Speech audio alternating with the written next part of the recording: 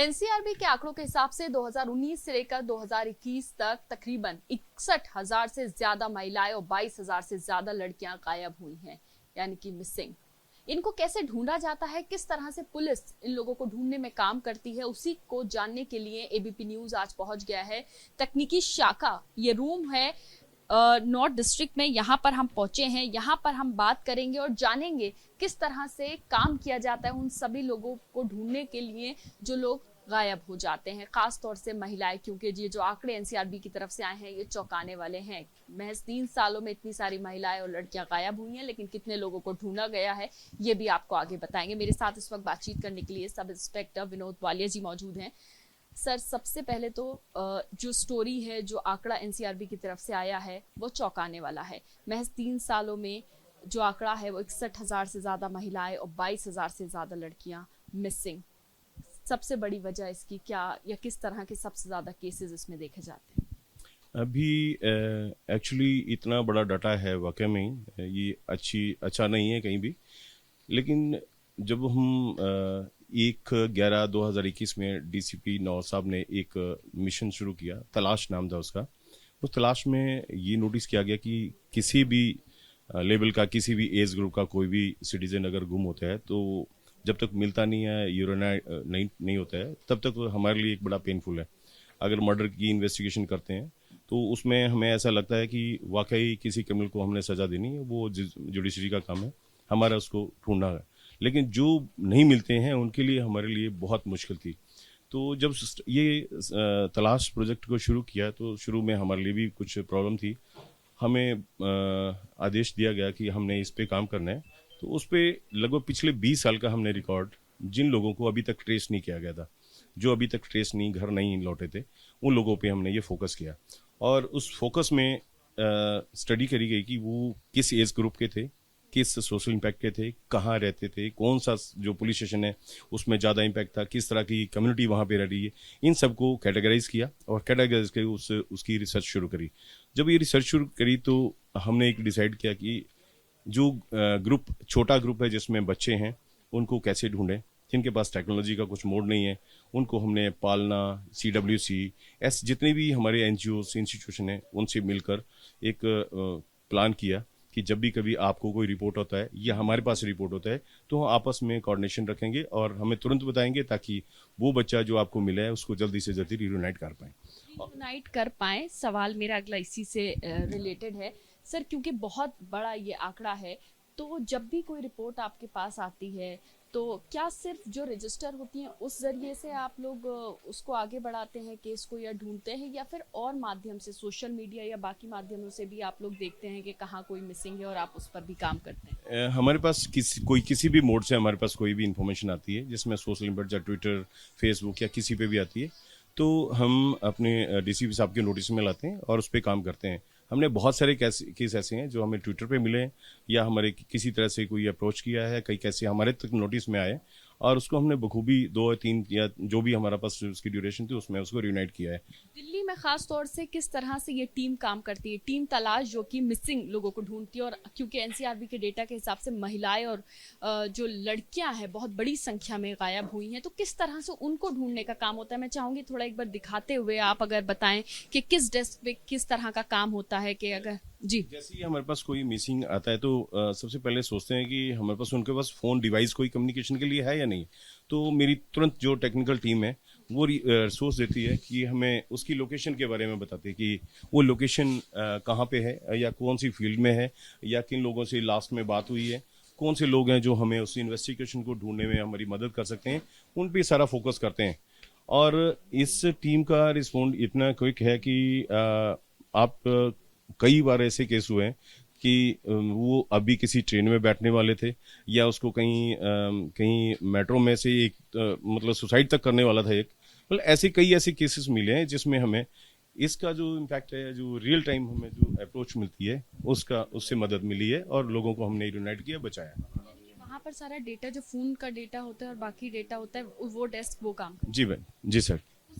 उसके बाद टेक्निकली ये फोन जो है उसका डेटा सोशल के लिए भी है। जो भी हमारे पास सोशल प्लेटफॉर्म है उसके सारे बैकलॉग, कब किससे बात करी, किससे ज़्यादा चैट करी, किस कैटेगरी में करी, और कौन से ऐसे जो रिस्पॉन्सिव लोग हैं जो हमारी मदद कर सकते हैं, उनको टारगेट करते हैं, पूछते हैं उनसे।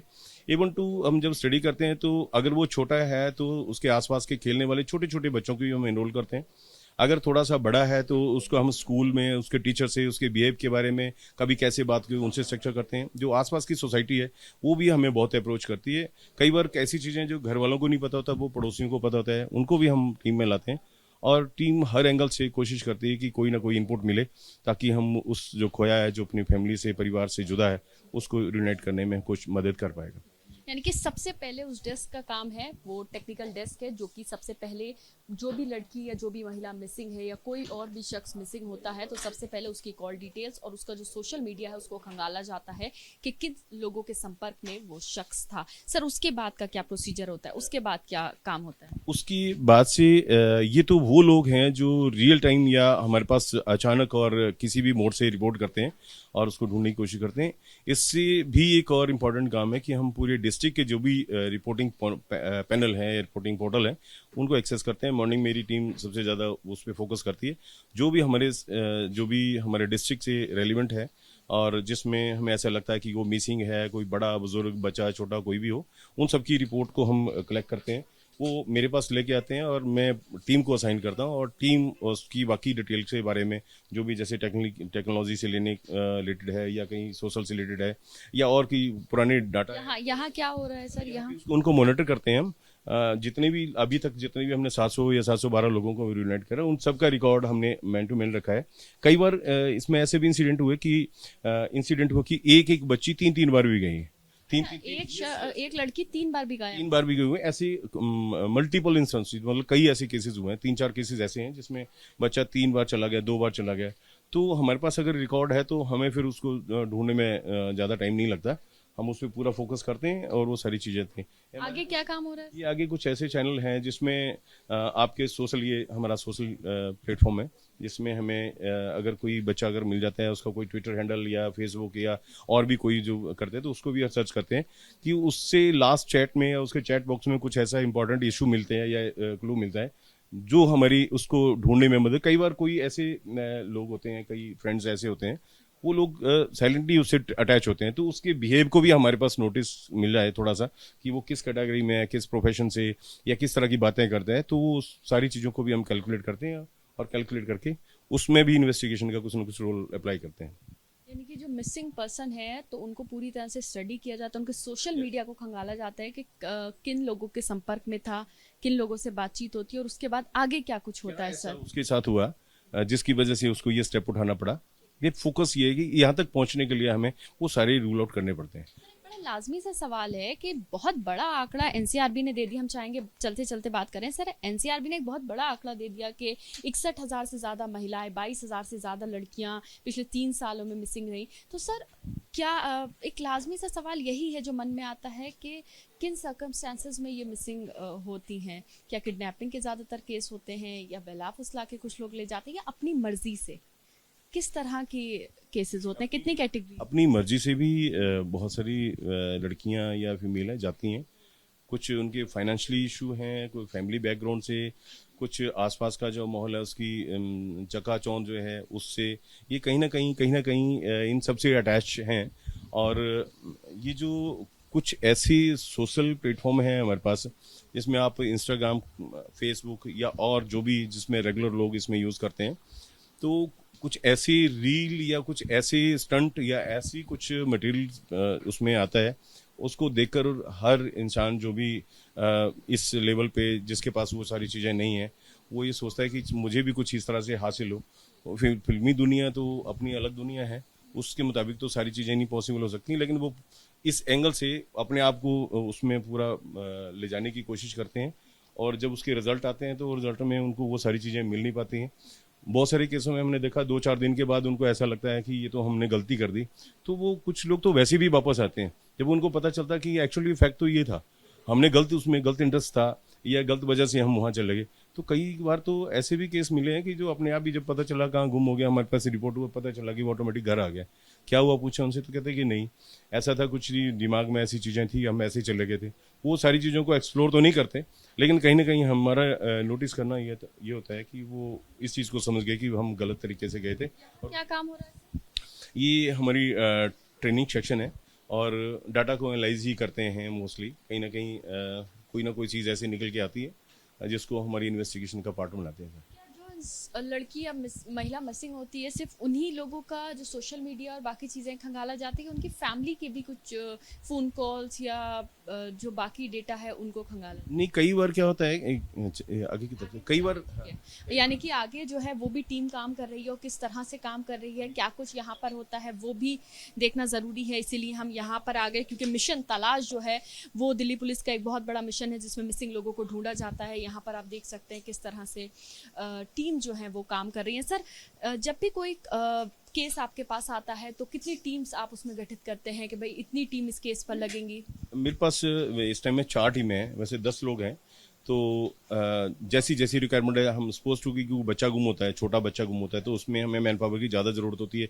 हम सब लोग साथ में चलते हैं क्योंकि बच्चे के पास कोई टेक्निकली कुछ ऐसा पार्ट होता नहीं है, तो उसको ढूंढने में हमें हर जगह कोई चीज़ छोड़नी नहीं होती है। किसी तरीके से बच्चा गली में चला गया, किसी दुकान पे चला गया, किसी से पूछो, पोस्टर लगाओ, कम्युनिटी व्हीकल यूज़ करो, अनाउंसमेंट सिस्टम करो, ये सारी चीज़ें करते हैं।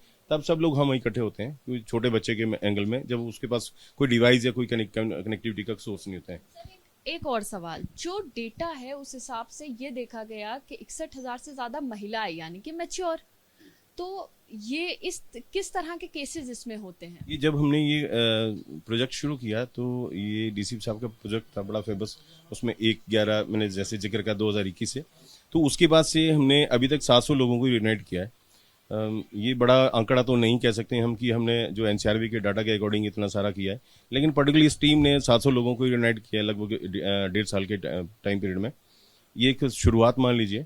तो उसमें हमने ये नोटिस किया लगभग 60% तो फीमेल ही हैं। तो फीमेल जब हम उसको यूनाइट कर जाते हैं, बड़ी बार इम्पैक्ट ऐसा नोटिस हुआ कि वो गलती से चली गई थी, नासमझी में चली गई थी और नहीं जाना था। कहीं ना कहीं ऐसा लालच, लोभ या कुछ इस तरह से उनको इस तरह से बहला फुसला के ले गए। तो कई बार तो वो घर ही आ जाती हैं और कई बार हमें उनको यूनाइट करने के लिए अपने पूरे सोर्स करने पड़ते हैं। तो इसमें मोस्ट प्रोबेबली कई बार क्या होता है, जिस तरह से अलॉटमेंट के केस नोटिस किए तो उसमें वो फैमिली के फ़ोन ही यूज़ करती हैं। उनको कहीं डाउट ना हो कि मैं किससे बात कर रही हूँ, मेरा फ़ोन सर्च ना करे। कई बार क्या होता है, वो अपने फैमिली के, मदर के, फादर के, इस तरह के फ़ोन यूज़ करते हैं और यूज़ करने के बाद हमें उनकी भी हेल्प लेनी पड़ती है। फैमिली से पूछते हैं तो उनको आइडिया नहीं होता है कि मेरा फ़ोन। कई बार क्या होता है कि जो अब इतनी डेवलपमेंट है टेक्नोलॉजी में, ये जो पेरेंट्स हैं उनको इसके बारे में कुछ ज़्यादा पता नहीं होता है कि वो किस तरह से वो इसको यूज़ कर रहे हैं, उसका सही इस्तेमाल कर रहे हैं, नहीं कर रहे हैं। कोई डिवाइस उनके पास है, वो कितना इम्पॉर्टेंट है, किस एसेट से, उनकी प्राइवेसी से रिलेटेड या और पर्टिकुलर जो इनकी इन्फॉर्मेशन उससे रिलेटेड कितना उनके बारे में नहीं आइडिया। यंग लड़कियों से ज्यादा मैच्योर लड़कियां जो कि मिसिंग, उसमें मैरिड भी होती होंगी, जाहिर सी बात है। तो किस तरह के फैमिली डिस्प्यूट्स के मामले ज़्यादा जो वो घर से चली गई, या किडनैपिंग के मामले, किस तरह के ज़्यादा आपकी नॉलेज में जो आप? नहीं, कुछ एक मामले फैमिली डिस्प्यूट में भी हैं और कुछ ऐसे हैं जिसमें जो सोशल प्लेटफॉर्म है वहाँ का, वो भी बड़ा इम्पैक्ट रखता है कि घर में उसको सही जगह नहीं मिलती या उसकी सोच को एक प्रॉपर समझा नहीं जाता कि हाँ वाकई में ही ये अगर बच्ची है, ये अगर पढ़ना लिखना चाहती है या कुछ करती है, तो उन चीज़ों को वो फैमिली शायद या सोसाइटी उस चीज़ को समझ नहीं पाती। और समझ नहीं पाती तो बच्ची सोचती है या वो जो फीमेल है या जो भी है वो सोचती कि मैं अपनी जब मैं सेल्फ डिपेंड हो सकती हूँ तो मैं इस एंगल पे क्यों नहीं काम करूँ। अगर मुझे कुछ खुलापन मिले तो वहाँ मैं अपने आप को पूरा एक्सप्लोर कर सकूँ। इस एंगल में अगर कोई उनके फ्रेंड सर्कल का कोई इस तरह से कोई अगर सिटीजन उसके नोटिस में आया, अगर वो इस तरह की अप्रोच करता है कि नहीं तुम्हें यहाँ पे तो कोई एक्सपोजर नहीं है और अगर आप वहाँ चलते हैं, हमारे साथ चलते हैं तो हमें ये सारी चीज़ें मिलने वाली हैं, तो मुझे लगता है कि वो ईजिली स्लिप होती हैं। और वो दोनों एंगल आप मान लीजिए, एक तरफ जो सोशल एलिमेंट है जो इस पर्टिकुलर टारगेट पे हैं उनकी भी जीत हो जाती है और दूसरी तरफ वो जो फीमेल है या जो भी फैमिली से गई हैं उनको ऐसा लगता है कि ऐसा नहीं होना चाहिए, ऐसा मिलना चाहिए। उसकी तलाश में वो वहाँ तक जाती है और वहाँ जाके उसको कई बार कुछ नहीं मिलता है तो वो वापस अपने घर में आ जाती है। उसको ऐसा लगता है कि मेरी फैमिली ही मेरे सच्चे दोस्त हैं। तो मैं सोसाइटी को भी एक मैसेज देना चाहता हूँ कि वो सब लोगों को समझें, जो बच्चे जो फैमिली में इस तरह से कुछ करने की कोशिश या इस तरह के इरादे रखते हैं उनको अप्रोच करें ताकि इस तरह के जो पुलिस को काम करने पड़ रहे हैं, उनको ढूंढना पड़ रहा है, और छोटी छोटी मिस्टेक को लेके वो घर से निकल जाते हैं, छोटी छोटी मिसअंडरस्टैंडिंग से जो घर को छोड़ देते हैं, वो भी पार्ट है। तो रियल टाइम में जिसके साथ क्राइम होता है वहाँ पे वो पुलिस फोकस नहीं कर सकती। सर क्योंकि दिल्ली की मैं सिर्फ पर्टिकुलर इस आंकड़े के हिसाब से बात कर रही हूँ, तो जो आपने केसेस बताए कि बहुत सारी फैमिलीज को आपने रीयूनाइट करवाया, तो दिल्ली में तो जाहिर सी बात है सब नहीं मिल पाते होंगे, बहुत दूर ट्रैवल भी आप लोगों को करना पड़ता होगा, तो कितना ज़्यादा डेडिकेशन या कितना टाइम तकरीबन एक केस को फिगर आउट करने में लग जाता है? ये डिपेंड करता है कि कितना पुराना केस है और उसमें हमें कितने क्लू मिल पाते हैं। ये इंपॉर्टेंट, हर एक केस में ऐसा ही होता है। लेकिन कई बार ऐसा होता है कोई एंगल टच ही नहीं कर पाता, मतलब जैसे एक प्रोफेशनल कैटेगरी है, हम जैसे हम 700 लोगों को यूनाइट कर पाएँ, तो हम लोगों की भावनाओं को इतनी अच्छी तरीके से समझ गए कि हमें ऐसा लगता है कि सामने के साथ अगर ऐसा हुआ होगा तो जो इतने पैरामीटर 700 जो रिसर्च हैं हमारी, तो उनमें से कोई ना कोई अडॉप्ट करते हैं कि यार ये एंगल है तो हो सकता है इस एंगल में वो वाला एंगल भी ऐसा था, ये वाला एंगल भी ऐसा था, कहीं ना कहीं हम क्लिक करते हैं और उनमें से ही वाकई में कुछ ना कुछ निकल जाता है। और इंसान की सोच तो लगभग इतनी लिमिटेड ही है, और जो आदमी घर से अपनों को छोड़ के निकलने वाला है, जो आदमी अपनों को छोड़कर निकलने वाला है, लोगों की बातों को सुनता है, उनको ज़्यादा एक्सेप्ट करता है या वहाँ अपना एक्सपर्ट मानता है, उसकी सोच कितनी लिमिटेड हो सकती है, ये बस इसी दायरे में आती है। यहाँ क्या काम होता है सर, यहाँ के बारे में भी? जैसे उनको टास्क असाइन करते हैं तो टास्क में बहुत बड़ा काम होता है। हमारे पास जितनी भी ये रिकॉर्ड कीपिंग भी हमारा ही बहुत काम है, रिकॉर्ड और वेरिफिकेशन। जैसे ही कोई हमारे पास जैसे रिस्टोर हुआ तो मेरी टीम एक फ़ोटो कैप्चर करते हैं कि वाकई में हमने इसको रीयूनाइट कराया।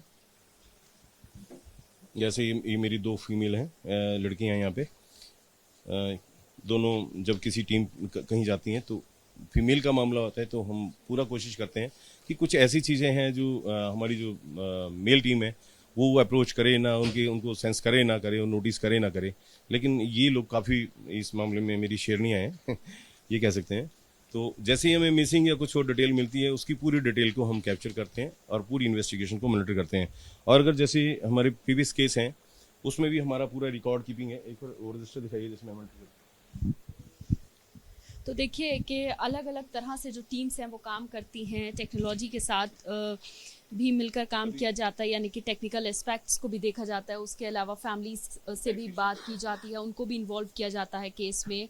और ये सब वो केसेस हैं जिन लड़कियों को ढूंढ लिया गया है, और जो टीम पुलिस की जाती है लोगों को ढूंढने के लिए, ख़ासतौर से लड़कियों को, तो उसमें फीमेल भी होती हैं ताकि केस को सॉल्व करने में आसानी हो। जी सर। जी सर, बहुत सारे केस हैं। हम जब वेरिफिकेशन करते हैं, हम कई बार क्या होता है कि वो जो पुराने केस हैं, जो फैमिली हैं वो भूल चुकी होती हैं कि हमारा कोई गया भी है या नहीं गया।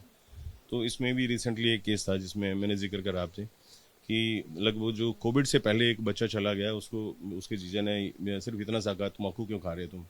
उसको बुरा लगा कि यार मुझे तम्बाकू खाने के लिए मना करे। सोच उसकी उस लेवल की थी, नहीं सोच पाया कोई अच्छा कह रहे हैं बुरा कह रहे हैं।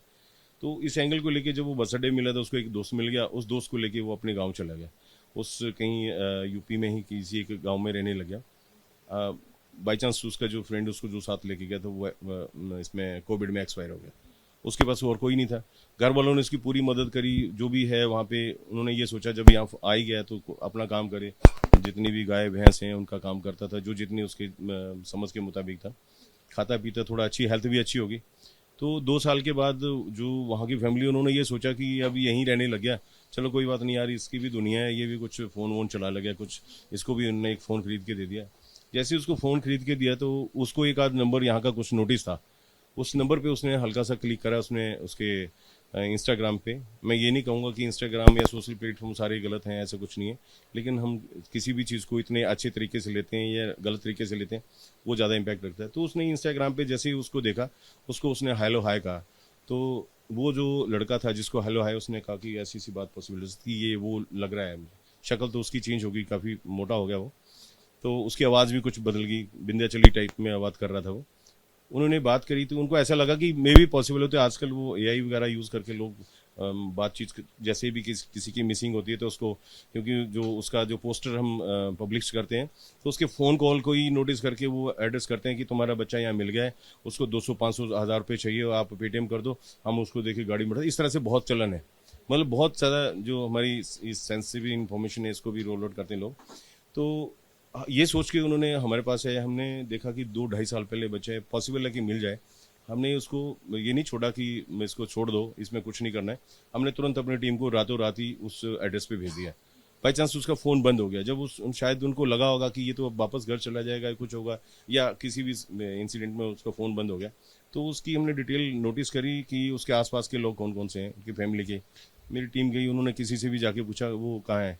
ऐसे नॉर्मल कॉमन मैन बन के गए, यूनिफॉर्म में नहीं जाते हैं, सिविल में जाते हैं। तो जो कॉमन मैन की तरह गए तो उन्होंने बताया नहीं वो पीछे ही है। उसको फिर वहाँ से लेके यूनाइट कर दिया। फैमिली इतनी खुश थी कि वो शायद वो ऐसा लग रहा था वो रो रहे थे, लेकिन वो उनकी खुशी के इतने बड़े आंसू थे। बहुत बड़ा थैंक्स कहा उन्होंने। ऐसे ही एक यहाँ पे भी फैमिली आई हुई है, आपके भी साथ में ऐसे ही एक साथ। तो वो ऐसी सारी चीज़ें थी। तो ये पूरे रिकॉर्ड हमें पूरा सपोर्ट करते हैं, पूरा मॉनिटर करते हैं। बहुत सारी बार हमें प्रीवियस हिस्ट्री की जरूरत पड़ती है।